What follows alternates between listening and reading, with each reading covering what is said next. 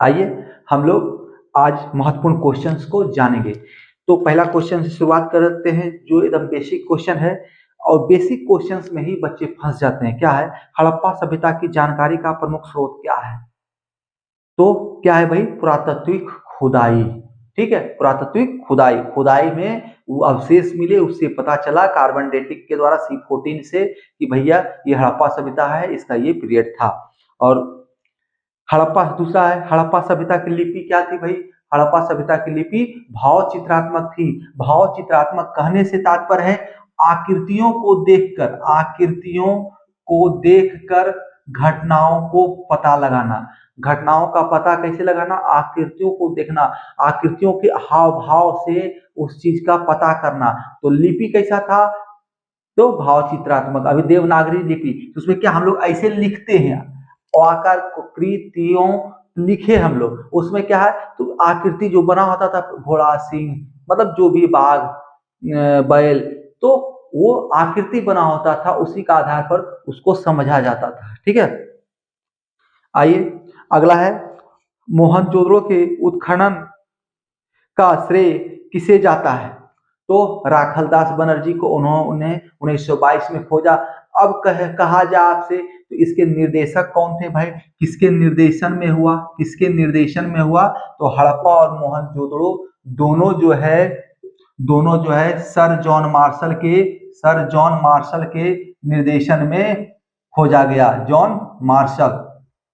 Sir John Marshall, बहुत ही महत्वपूर्ण question है, किसके निर्देशन में? तो या पूछ दे, हड़प्पा सभ्यता के समय में उस समय के भारतीय पुरातत्व सर्वेक्षण विभाग के अध्यक्ष कौन थे? हड़प्पा सभ्यता का जब खोज किया गया, हड़प्पा काल का नहीं, हड़प्पा काल में कौन थे? हड़प्पा काल में कोई नहीं था, उसमें कोई ऑर्गेनाइजेशन नहीं होता था। हड़प्पा का जब खोज हुआ तो उसके कौन थे? तो उसमें जो है सर जॉन मार्शल थे, भारतीय पुरातत्विक सर्वेक्षण विभाग के निदेशक। अंग्रेज थे सारे, अंग्रेजों का राज था। 1921 की चर्चा हम लोग कर रहे हैं। ठीक है, जलियांवाला बाग के समय की चर्चा कर रहे हैं, अब स्वदेशी अपनाओ के समय की चर्चा कर रहे हैं, सारी बातें हम आपको बताने वाले हैं। अब अगला क्या है? सिंधु सभ्यता किस युग से संबंधित है? किस युग से संबंधित है भाई? तो प्रोटो हिस्टोरिक यानी कि आद्य ऐतिहासिक काल। आद्य ऐतिहासिक काल, या तो कह सकते हैं कांस्य युग, या कांस्य युग, दोनों से। कांस्य युग भी उस समय कह सकते हैं, या आद्य ऐतिहासिक काल भी कह सकते हैं। कांस्य युग क्यों कहा जाता है? पहली बार शीशा और टीना को तांबा और टीना को मिलाकर इसी से में जो है कांसा का बनाने का प्रयोग किया गया था। ठीक है, आइए अगला क्या कह रहा है? हड़प्पा कालीन स्थलों में किस धातु की प्राप्ति नहीं हुई? यानी उस समय के लोग किसको नहीं खोज पाए, उस समय किसका प्रयोग नहीं होता था? तो लोहा का प्रयोग नहीं होता था, लोहा का प्रयोग नहीं होता था। यानी कि ये लोग तलवार से परिचित नहीं होते थे। आपसे सवाल में ये भी पूछ सकता है एग्जाम्स में, हड़प्पा सभ्यता के लोग किस चीज से परिचित नहीं थे? तो बहुत सारे एग्जाम्पल देंगे, ऑप्शन देंगे, उसमें एक तलवार भी होगा, तो आपको तलवार मानना है। या लोहा देगा तो लोहा, या तो फिर तलवार भी दे सकता है, तो आपको तलवार देना है। ठीक है, आ जाओ अगला क्या है? सिंधु घाटी के लोग किसकी पूजा करते थे? तो सिंधु घाटी के लोग मातृ देवी की पूजा करते थे। अब क्या है, मातृ देवी पूजा करने से एक चीज और दिमाग में बैठा लीजिए, अगर पूछ दे हड़प्पा सभ्यता किसके सत्तात्मक था, वहां पर किसका नेतृत्व होता था? तो स्त्रियों का, माताओं का, स्त्री सत्तात्मक वो काल था। उसमें माता का चलता था, जैसे अभी कैसे चलता है, पुरुष प्रधान है, उसमें मातृ प्रधान था, स्त्री प्रधान समय था। उस समय स्त्रियों का राज होता था। ठीक है, उसमें स्त्रियों का राज होता था। और जानते ही हो भैया, स्त्री का राज रहेगा तो कितना दिन सत्ता चलेगा? 200 साल में ही खत्म हो गया,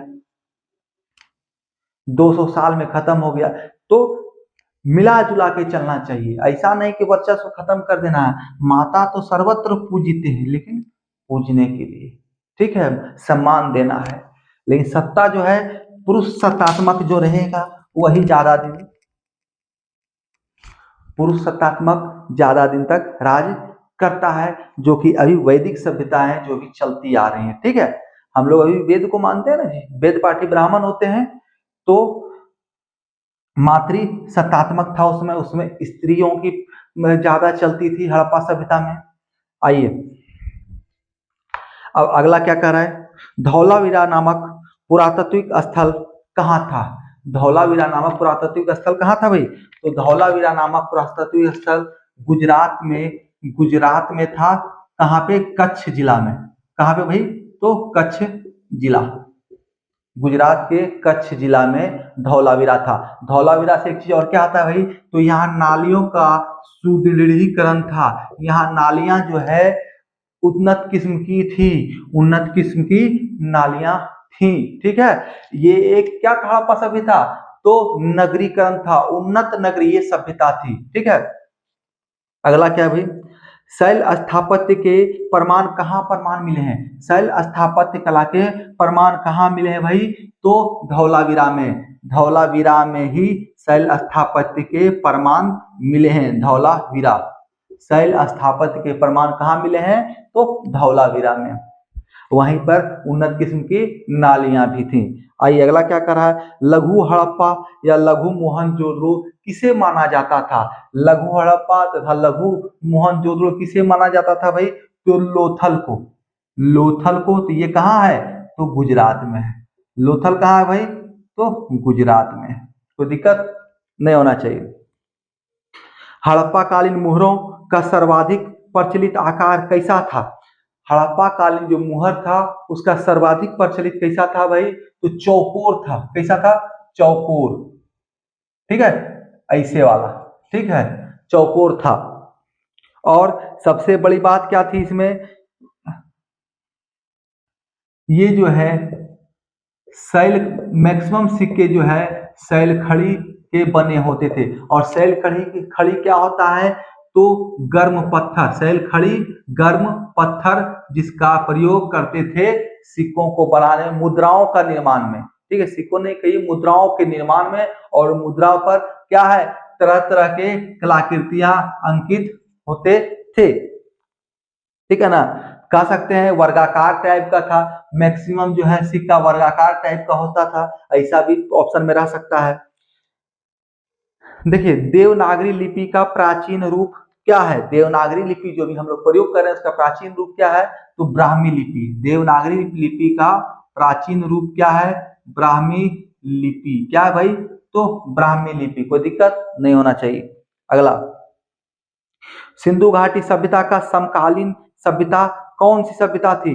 तो ऑप्शन में अलग अलग हो सकते हैं। उसमें अगर नील की सभ्यता हो, मिस्र की सभ्यता हो, तो मिस्र की सभ्यता ऑप्शन मारना है। अगर आपके सामने रहे क्रीट की सभ्यता, तो क्रीट की सभ्यता ऑप्शन मारना है। रहे मेसोपोटामिया की सभ्यता, तो मेसोपोटामिया की सभ्यता ऑप्शन में आपको मारना है। क्योंकि सिंधु घाटी सभ्यता का समकालीन मिस्र की सभ्यता, मेसोपोटामिया की सभ्यता और क्रीट, तीनों की सभ्यताएं थी। और मिस्र की सभ्यता जो है नील नदी के किनारे, जिसे हड़प्पा कहा जाता है ना, मोहनजोदड़ो कहा जाता है, सिंधु घाटी सभ्यता सिंधु नदी के किनारे। सिंधु घाटी सभ्यता क्यों आया? सिंधु नदी के किनारे। हड़प्पा सभ्यता क्यों नाम पड़ा? क्योंकि सबसे पहले 1921 में हड़प्पा का खोज किया गया, इसे हड़प्पा सभ्यता कहा गया। और सिंधु घाटी किनारे होने के कारण सिंधु घाटी सभ्यता माना गया। सिंधु, ठीक है, सिंधु नदी के किनारे होने के कारण। अब सवाल आता है एग्जाम में, हड़प्पा सभ्यता का अन्य सर्वोत्तम नाम क्या है? तो सिंधु घाटी सभ्यता। ठीक है, सिंधु सभ्यता ऑप्शन में रहेगा और सिंधु घाटी की सभ्यता दोनों रहेगा, तो सिंधु घाटी की सभ्यता कहना है। आ जाओ अगला सवाल, सिंधु घाटी सभ्यता के संबंधित वृषभ मुद्रा किस पुरातात्विक स्थान से प्राप्त हुआ? सिंधु घाटी सभ्यता से संबंधित वृषभ मुद्रा किस पुरातात्विक स्थान से प्राप्त हुआ? यानी कि मुद्रा पर जो है वृषभ का निशान हो, वृषभ का चिन्ह हो, वृषभ मुद्रा। वृषभ क्या? साढ़, साढ़, कुबड़ वाला साढ़। आप कोई भी मंदिर के, भोला बाबा के मंदिर, भोले भंडारी के मंदिर के आगे चले जाइए तो वहां पर आपको मिलेगा बैल मिलेगा। साढ़ क्या होता है? बैल। बैल को छुट्टा छोड़ दिया जाता है। ठीक है, गौ माता को पाल लिया जाता है, और बैल अगर किसान नहीं है, वो आम आदमी पाले हुए है, तो उसको छोड़ देता है, छुट्टा छोड़ देता है। किसान तो हल में जोताई करता था, लेकिन अब तो ट्रैक्टर से जोताई हो गया। बैल भी जो है प्रताड़ित होने लगा ट्रैक्टर के कारण। ठीक है, अब किससे बेचारा अपना आरक्षण का मांग करे। ठीक है ना।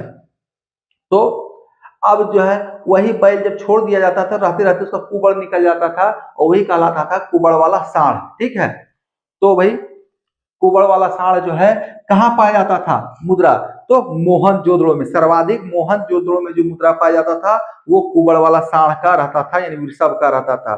ठीक है, कहाँ भैया, तो सवाल था सिंधु घाटी सभ्यता संबंधित वृषभ मुद्रा यानी कि सांड वाला मुद्रा जो है कहाँ प्राप्त, किस पुरातात्विक स्थान से प्राप्त हुआ, तो मोहनजोदड़ो से। ठीक है, अगला, भारत में चांदी की उपलब्धता के प्राचीनतम साक्ष्य कहाँ मिले।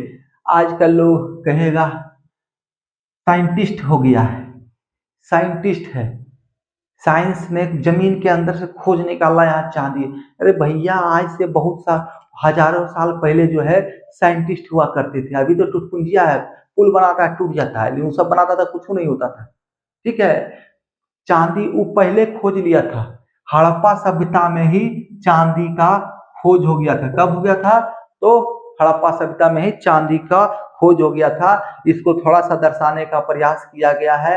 आपका मोहनजोदाड़ो, ऋतिक रोशन का जो मूवी है, कुछ हद तक आपको समझ में आएगा उसमें। देखिए, पूरा नहीं है, एक कुछ चीजें आपको समझ में आएंगी वहां पर क्या होता था। ठीक है, तो उसमें देखें गला में जो मोटा मोटा हंसली करते हैं उसको पहना रहता था। ठीक है, अब आइए अगला सवाल क्या है। देखो, बहुत ही बारीकी से, बहुत ही सटीकता से आपके लिए सवाल लाया हूं। ठीक है, इसके बाहर आपके लिए कुछ भी नहीं आना है, इतना में ही आपका सारा सिलेबस समझा जाएगा। इससे अगर चैप्टर से सवाल आए तो इसी के अंदर आ जाएगा। ठीक है, मैं इतना बारीकी से आपको पढ़ा रहा हूं। अब मजेदार, कोई सवाल हो, कोई कंफ्यूजन हो तो कमेंट कर सकते हैं, एकदम फ्री हूं। और जब भी आपको संशय लगे कमेंट करें, हम आपको उसका संशय दूर करने का प्रयास करेंगे। मेसोपोटामिया अभिलेखों में सैंधव सभ्यता के लिए कौन सा शब्द का प्रयोग किया गया। मेसोपोटामिया का जो अभिलेख है, हम लोग के यहाँ भी अभिलेख है कि नहीं, अशोक के द्वारा अभिलेख लिखा गया है, स्तंभ है, बहुत सारा चीज है। तो मेसोपोटामिया का भी अभिलेख था। अभिलेख मतलब क्या, कुछ भी लिखा हुआ चीज, कहीं पर कुछ भी लिखा हुआ अभिलेख, लेख आ गया, अभिलेख में अभिलेख, तो अभिलेख में क्या है, लेख यानी लिखा हुआ। तो सिंधु घाटी सभ्यता के बारे में क्या कहा, सैंधवी सभ्यता यानी सिंधु घाटी सभ्यता, तो उसमें क्या कहा उसके बारे में, तो उसको कहा है मेलुहा। सिंधु घाटी सभ्यता को के लिए मेलुहा शब्द का प्रयोग किया गया। पहला क्षेत्र जिसे 2021 में यूनेस्को ने विश्व विरासत स्थल में शामिल किया, यानी कि हड़प्पा सभ्यता का वो पहला क्षेत्र जिसे यूनेस्को ने 2021 में विश्व विरासत सूची में शामिल किया, तो कौन सा है भाई, तो धौलावीरा, जहां उन्नत किस्म की नालियां बनाई हुई थी, धौलावीरा। ठीक है, जहां पर स्थापत्य के प्रथम साक्ष्य मिले। ठीक है, तो उसी को जो है विश्व विरासत सूची में स्थान मिला 2021 में यूनेस्को के द्वारा। अगला देखो भाई, स्वतंत्रता प्राप्ति उपरांत हड़प्पा कालीन स्थल सर्वाधिक स्थल कहाँ प्राप्त हुए। स्वतंत्रता प्राप्ति के उपरांत हड़प्पा कालीन सर्वाधिक स्थल कहाँ प्राप्त हुए भाई, तो गुजरात में। सबसे ज्यादा स्थल ज्यादा कहाँ भाई, तो गुजरात में। कहाँ, गुजरात में। हड़प्पा आजादी के बाद, स्वतंत्रता प्राप्ति के बाद, ये स्वतंत्रता प्राप्ति के बाद की चर्चा की जा रही है। ठीक है, ध्यान देना है, यानी कि पाकिस्तान से हमें कोई मतलब नहीं है। अगर पाकिस्तान की चर्चा होती तो सबसे ज्यादा पाकिस्तान आ जाता है। आओ अगला सवाल, भारत में सबसे बड़ा हड़प्पा कालीन स्थल कौन सा है। भारत में सबसे बड़ा हड़प्पा कालीन स्थल कौन सा है, तो राखीगढ़ी। राखीगढ़ी भारत का सबसे बड़ा हड़प्पा कालीन स्थल कौन सा है, तो राखीगढ़ी। कौन सा भाई, राखीगढ़ी। राखीगढ़ी कहाँ है, ये भारत का है भाई, राखीगढ़ी।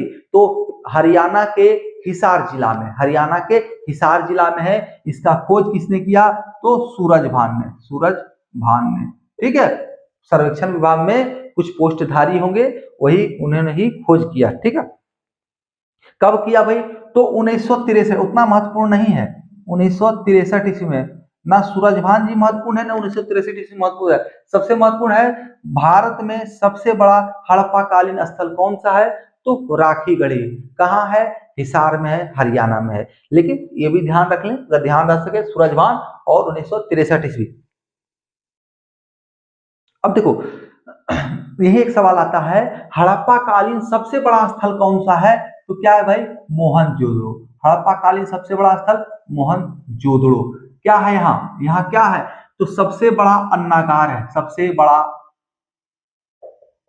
अन्न का भंडार है, अन्न भंडार गृह, भंडार भंडार गृह, अन्न भंडार गृह, स्नानागार, स्नानागार।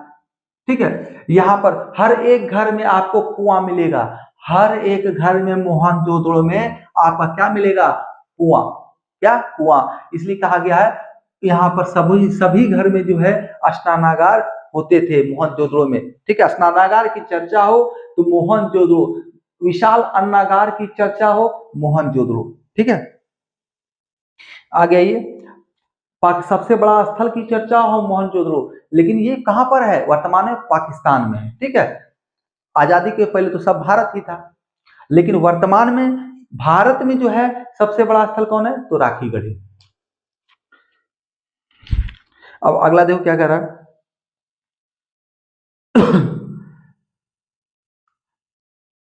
हड़प्पा कालीन बंदरगाह कौन से थे? हड़प्पा कालीन बंदरगाह यानी गोदीवाड़ा। ठीक, गोदीवाड़ा भी कहते हैं। तो लोथल और सुतका गोंडर। ठीक है, सुतका गेंडर, लोथल और सुतका गेंडर जो है और भी है, लेकिन महत्वपूर्ण लोथल और सुतका गेंडर है, जिससे संबंधित सवाल आते हैं। ऑप्शन में भी ये दो मिलेंगे। अग्नि अग्निकुंड जो है हड़प्पा कालीन किस स्थल में प्राप्त हुए थे? अग्निकुंड के साक्ष्य हड़प्पा कालीन किस स्थल में प्राप्त हुए थे? तो लोथल और कालीबंगा में। कहां पे? लोथल और कालीबंगा में आपको अग्निकुंड होने के साक्ष्य मिले थे। यानी अग्निकुंड होने से क्या मतलब है? उसमें हवन होते थे। सीधा कॉमन सेंस है, हवन होता था तभी तो अग्निकुंड था। तो प्राचीन काल से ये सब होते हैं। अगला है, हड़प्पा कालीन मोहरों पर सबसे अधिक किसका अंकन मिलता था? हड़प्पा कालीन मुद्राओं पर सबसे अधिक किसका अंकन मिलता था भाई? तो कहीं एक श्रृंगी लिखे हैं। हाँ, ये देखो एक श्रृंगी, यूनिकॉर्न का, यूनिकॉर्न का। अभी हॉलीवुड वाले मूवी बनाते हैं, यूनिकॉर्न दिखाते हैं उसमें एक सिंह वाला। तो देखो भाई, ये एक कल्पना के आधार पर है, कोई वास्तविक था नहीं, लेकिन कल्पना किया गया था कि यूनिकॉर्न एक सिंह वाला कुछ होता है, पवित्र चीज होता है, तो उसी का मुद्रा पर जो है सबसे ज्यादा अंकन किया जाता था। ठीक है, ये एक क्या है? पशु है, पशु, एक सिंह वाला, एक श्रृंगी पशु, यानी एक सिंह वाला पशु। यहाँ सीधा देखो, ऐसे ऐसे ऐसे। ठीक है, ऐसे कैसे लगेगा? तो वही पशु। ठीक है ना, एक सिंह वाला पशु, वो यूनिकॉर्न कहलाता था। अभी मूवी में, हॉलीवुड मूवी देखने को मिलेगा, लेकिन वर्तमान में कोई वैसा कोई पशु है ही नहीं। ठीक है, अब देखो अगला क्या है। सिंधु सभ्यता के लोगों ने नगरों तथा घरों का विन्यास किस पद्धति से किया? नगरों एवं घरों का विन्यास किस पद्धति से किया? तो भैया बहुत ही महत्वपूर्ण सवाल है, बहुत बार एग्जाम में आ चुका है, हमने भी एग्जाम दिया, उसमें भी आया था। तो ग्रिड, क्या भाई? तो ग्रिड, ग्रिड ग्रिड पद्धति का प्रयोग किया। ग्रिड पद्धति का, ग्रिड पद्धति क्या होता था? वैसा जगह, वैसे वर्ग सब जो है एक सिस्टमेटिक वे में होता था। ऐसे ग्रिड, ग्रिड क्या है? एक जाला। ग्रिड का हिंदी में देखोगे क्या होगा? जाला। ऐसे बना होता था मकान, वहां ऐसे मकान एक सिस्टमेटिक वे में ग्रिड टाइप का बना होता था। और उसका खासियत क्या होता था? वहां जो है सड़कें जो है, गलियां जो है 90 डिग्री में होते थे, समकोण में होते थे, एकदम उन्नत, एकदम नगरीय, उन्नत नगरीय था। ठीक है, शहरी था कहीं एकदम अच्छा। अभी तो बड़े बड़े शहर भी वैसा शहरी ढंग से नहीं बनाए हुए थे, ये एकदम यहाँ पर सड़कें और जो है गलियां जो है 90 डिग्री में हुआ करते थे। ठीक है, अगला देखो क्या है। ग्रिड पद्धति को कह सकते हो भाई क्या? शतरंज की बिसात, शतरंज की बिसात 64 घर होता है ना, 64 घर होता है शतरंज में, होता है कि नहीं? 64 घर होता है ना, 64 घर। शतरंज खेले होंगे कभी, देखोगे। चेस बोर्ड, चेस बोर्ड भी कह सकते हैं। ऑप्शन में ग्रिड पद्धति नहीं दे, शतरंज का भी साथ नहीं, चेस बोर्ड दे दे तो चेस बोर्ड। ठीक है, ग्रिड पद्धति एकदम जाली बनाया हुआ, एकदम समान टाइप का। अगला क्या है? देखो बहुत सारे सवाल हैं इसमें, बहुत सारे सवाल हैं, लेकिन मैं उतना ही करवा रहा हूँ, वही चीज करवा रहा हूँ जो कि बहुत ही महत्वपूर्ण है आपके लिए। सिंधु सभ्यता का मुख्य फसल क्या था? सिंधु घाटी सभ्यता का मुख्य फसल क्या था? तो गेहूं और जौ। क्या था भाई? तो गेहूं, गेहूं और जौ, गेहूं और जौ। कोई दिक्कत? सिंधु घाटी सभ्यता का मुख्य फसल यानी आहार के रूप में क्या प्रयोग करते थे? गेहूं और जौ का। कोई दिक्कत नहीं होना चाहिए। चावल से ये लोग परिचित नहीं थे, ये भी एक चीज जान लीजिए, चावल से ये लोग परिचित नहीं थे। साक्ष्य मिले थे, साक्ष्य मिले हैं, चावल के साक्ष्य मिले हैं, लेकिन ऐसा माना जाता है ये लोग चावल से परिचित नहीं थे। ठीक है, कोई दिक्कत? अगर सवाल में आएगा कि किस अनाज से ये लोग परिचित नहीं थे, तो चावल ऑप्शन में, तो चावल मारना है। ठीक है, अगला सवाल, चावल के प्रथम साक्ष्य कहाँ मिले थे? तो लोथल में, लोथल में, लोथल में जो है आपका चावल का प्रथम साक्ष्य मिला था। लेकिन जब भी आ जाए कि भैया किससे परिचित नहीं थे, तो चावल से साक्ष्य मिला है चावल का लोथल में। अब तौल की इकाई का अनुपात क्या था उसमें? जैसे अभी 1 kg है, अभी 1 kg है, अभी तौल का अनुपात क्या है? 1 kg है, या तो कह सकते हैं 1000 ग्राम है। ठीक है, जो कि 1 ग्राम से लेके बनता है 1000 ग्राम। ठीक है ना? अब उस समय क्या था? तो 16 के अनुपात में, 16 के अनुपात में, यानी कोई चीज को अभी देखिए पूरा करने के लिए क्या 1000 ग्राम को पूरा मानते हैं, उसी तरह 16 के अनुपात में उसको पूरा माना जाता था। उस समय जानते हैं क्या प्रयोग होता था? अगर आपकी नानी वगैरह होगी, दादी होंगे, पुराना जमाना मतलब होंगे, तो आपको घर में मिलेगा पैला। क्या मिलेगा भाई? पैला। इसी से नापा जाता था। इस पैला से ही 1 पैला, 2 पैला, 3 पैला, 4 पैला करके नापा जाता था। और ये 16 के काउंट को पूरा माना जाता था, एक कहा जाता था। ठीक है, तो उस समय का अनुपात क्या था मापक का? 16 का अनुपात है। जैसे अभी 24 कैरेट है ना, सोना का क्या अनुपात है मापक है? तो 24। क्या है? तो 24 के अनुपात में 24 कैरेट को सबसे शुद्ध माना गया। उसी प्रकार ये 16 है, जिसे अभी 100% परसेंटेज को क्या पूर्ण मानते हैं? तो 100 को, 100 को। ठीक है, उसी प्रकार ये 16 जो है, 16 के अनुपात में 16 को पूर्ण माना जाता था। देखो सबसे महत्वपूर्ण चीज, स्वास्तिक चिन्ह किस सभ्यता के दिन है? स्वास्तिक चिन्ह, स्वास्तिक चिन्ह है ना जी, स्वास्तिक चिन्ह हर पूजा पाठ में, आपके घरों में प्रत्येक पूजा पाठ में ये चिन्ह बनाया जाता है। ठीक है, स्वास्तिक चिन्ह बहुत ही शुभ माना जाता है इस चिन्ह को। ये चिन्ह जो है किस सभ्यता की देन है? कब हमें पता चला, कब हमें पता चला इसके बारे में स्वास्तिक होता है? तो हड़प्पा सभ्यता में। स्वास्तिक जो है हड़प्पा सभ्यता में ही हमें पता चल गया था। हम लोग स्वास्तिक से अवगत हड़प्पा सभ्यता में ही हो चुके। देखो आपको लग रहा है सर कहीं कहीं घुसा लिख रहे, नहीं, एक बोर्ड में ही आपको सारा समझाने का प्रयास करें, ताकि मिटाने का समय लगे, फिर टाइम बर्बाद होगा। ठीक है, आपको अच्छा से पता चल रहा है स्वास्तिक है कि नहीं? मैं बोल रहा हूँ, अगर फिर भी कंफ्यूजन हो तो बोलना है, उसका सोल्यूशन हम कराएंगे। ठीक है ना? हड़प्पा सभ्यता के लोग किस प्रकार के वस्त्र का प्रयोग करते थे? किस प्रकार के वस्त्र का प्रयोग? तो ऊनी और सूती वस्त्र। हड़प्पा सभ्यता के लोग ऊनी, ऊनी और सूती वस्त्र, सूती, ऊन का प्रयोग वस्त्र के रूप में उसी समय से, हड़प्पा समय से ही होता था। ठीक है, ऊनी और सूती वस्त्र, एकदम हाई क्वालिटी के लोग थे। नगरीकरण अभी क्या करता है लोग? कॉटन, तो मैं भी कॉटन कपड़ा पहना, जब मजेदार फील होता है ठंडा दिन में ऊनी कपड़ा। ठीक है ना, यही रईस का ही पहचान था। अब क्या, आप तो सिंथेटिक कपड़ा पहनने लगे ठंड के दिन में, सिंथेटिक, सिंथेटिक कंबल। अगला देखो, आग से पकी हुई मिट्टी को क्या कहते थे? आग से पकी हुई मिट्टी को हड़प्पा सभ्यता में क्या कहा जाता था? तो टेराकोटा। क्या? टेराकोटा। टेरा, टे टोए का टेरा कोटा। ठीक है, आग से पकी हुई मिट्टी को टेराकोटा कहा जाता था। बहुत ही महत्वपूर्ण चीज है, पशुओं में, हड़प्पा सभ्यता में पशुओं में किसकी पूजा प्रारंभ की थी? हड़प्पा सभ्यता के लोगों ने पशुओं में किसकी पूजा प्रारंभ की थी? तो कुबड़ वाले सांड की, सांड वृषभ की, जिसको मुद्राओं पर अंकन रहता है, तो कुबड़ वाले सांड की। ठीक है, हड़प्पा सभ्यता का अंत का प्रमुख कारण क्या था? देखो हड़प्पा सभ्यता अंत का बहुत सारा कारण था, एक ही कारण नहीं था, बहुत सारा कारण था, लेकिन प्रमुख कारण क्या था? तो प्रमुख कारण था बाढ़। बाढ़ आ गया। अब अगर हम लॉजिकली सोचें कि हड़प्पा सभ्यता का अंत बाढ़ से हो गया, तो ये हो सकता है? आपका तो इसको पता है, पूरब में क्या है, पश्चिम में क्या है, मतलब एक साइड जम्मू कश्मीर है, एक साइड महाराष्ट्र है, एक साइड यूपी है, एक साइड आपका पश्चिम पाकिस्तान है। अब इतना दूर, मतलब इतना बड़ा पैरामीटर को, ये हड़प्पा सभ्यता का आकार क्या था? त्रिभुजाकार था। इतना बड़ा पैरामीटर को बाढ़ तबाह कर दिया, हजारों किलोमीटर को। संभव है? नहीं है। तो बहुत सारे कारण थे इसके तबाही के, लेकिन प्रमुख कारण यही पाया गया कि बाढ़ थे। क्या थे? बाढ़ थे। ठीक है। अब सबसे अंतिम क्वेश्चन, सबसे लास्ट क्वेश्चन और बहुत ही महत्वपूर्ण, हड़प्पा तथा मोहनजोदड़ो को जुड़वा राजधानी किसने कहा था? हड़प्पा तथा मोहनजोदड़ो को जुड़वा शहर या जुड़वा राजधानी किसको कहा, किसने कहा था? किसने कहा? तो पिग्गट ने। किसने कहा हड़प्पा तथा मोहनजोदड़ो को जुड़वा? तो पिग्गट ने। कौन भाई? पिग्गट। कहा कि दोनों समानताएं रखती थी। चलिए यहीं पर आज का सेवा समाप्त हुआ।